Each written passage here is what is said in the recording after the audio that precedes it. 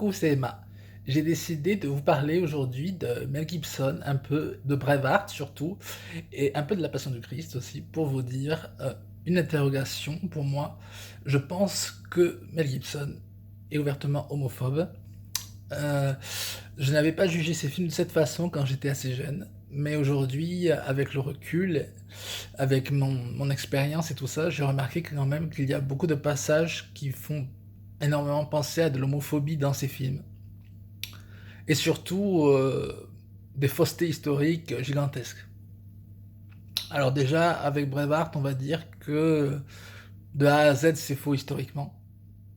C'est une bonne réalisation, hein. Je dis pas, le film est super bien fait, les décors sont bien faits, les acteurs jouent bien, les scènes de bataille sont titanesques, mais c'est totalement faux de A à Z historiquement. Déjà, le droit de cuissage que pratiquait Édouard le Sec est totalement faux. La prima nocte n'a jamais existé au Moyen Âge en Angleterre, ni ailleurs en fait. Ensuite, le point très important, l'homophobie qu'il y a dans le film, notamment le jeune amant d'Édouard II qui a été balancé de la fenêtre par le roi Édouard le Sec. C'est un fait inventé, ça n'a jamais existé. En réalité, oui, Édouard II, le roi, le fils d'Édouard le Sec, était homosexuel et avait des amants, mais c'était respecté par son père. Il y a eu un seul moment où ça s'est mal passé parce que l'amant a un peu trop pris de place et il a subi un exil de quelques mois et après il est revenu. Mais il n'y a jamais eu aucune chose comme un amant balancé par une fenêtre ou des choses comme ça n'a pas existé.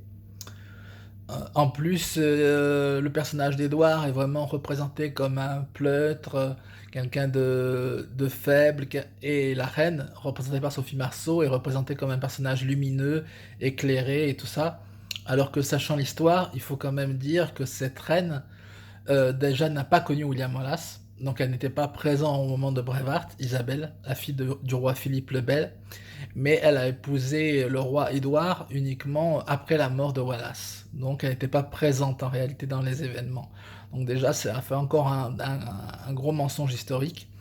Et ensuite, il faut rappeler que le roi Édouard était un roi très aimé, très apprécié. C'était quelqu'un qui appréciait justement d'être proche du peuple, des pauvres. Il aimait les choses de la ferme, des animaux. Il aimait beaucoup s'occuper des animaux.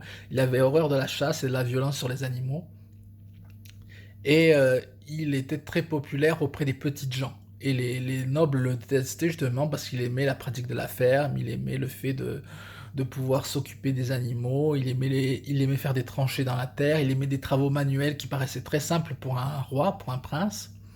Et donc les bourgeois de l'époque ne l'aimaient pas à cause de ça, mais beaucoup de gens du peuple l'appréciaient pour sa bravoure, son courage, sa force, et ne jugeaient pas sur le fait qu'il il aimait les hommes. Ensuite, voilà, la reine, celle qu'on nomme comme une héroïne, comme quelqu'un de brave et de courageux, jouée par Sophie Marceau dans le film, il faut rappeler que c'est elle qui est partie d'Angleterre, elle a quitté son mari, elle a fomenté une guerre civile, et quand elle est revenue en Angleterre, euh, elle a tué le roi sur un pal chaud. Un pal chaud, vous imaginez ce que c'est? C'est vraiment quelque chose d'abominable. C'est c'est un, c'est un pic chauffé comme ça et on a planté le roi dessus. Donc, et il faut dire que cette reine, qui a bien montré cette cruauté à ce moment-là de l'histoire, en empalant quand même son mari sur un fer chaud, avait déjà, étant jeune, dénoncé ses sœurs qui étaient princesses en France. Elle les avait fait jeter dans une geôle parce qu'elles avaient des amants. Et le roi Philippe le Bel était très cruel, donc en fait elle avait dénoncé à son père Philippe le Bel ses sœurs comme ayant des amants.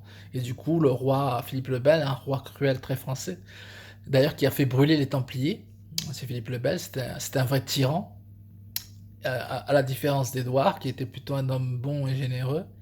Et on voit que Mel Gibson dans le film donc a une haine profonde d'Édouard, non parce qu'il serait cruel ou quoi que ce soit, mais parce qu'il était homosexuel. Et ça se confirme dans un autre film de Mel Gibson qui est La Passion du Christ, où il représente le roi Édouard non, il représente le roi Hérode, pardon, un petit lapsus. Il représente le roi Hérode, Hérode Antipas, comme un homosexuel, entouré d'amants, très efféminé, avec plein de clichés. Or, c'est absolument encore faux. Ce qu'il veut représenter, c'est le mal comme... il veut dire en fait que l'homosexualité est quelque chose de diabolique et de mauvais, donc il incarne en Hérode.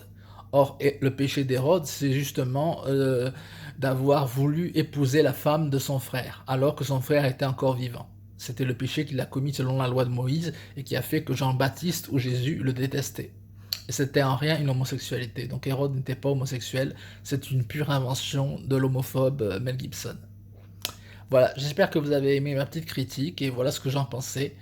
Et, euh, et je vous dis à très bientôt sur ma chaîne. N'oubliez pas, la normalité n'existe pas. Assumez-vous tel que vous êtes. Vive la communauté LGBT. Bisous.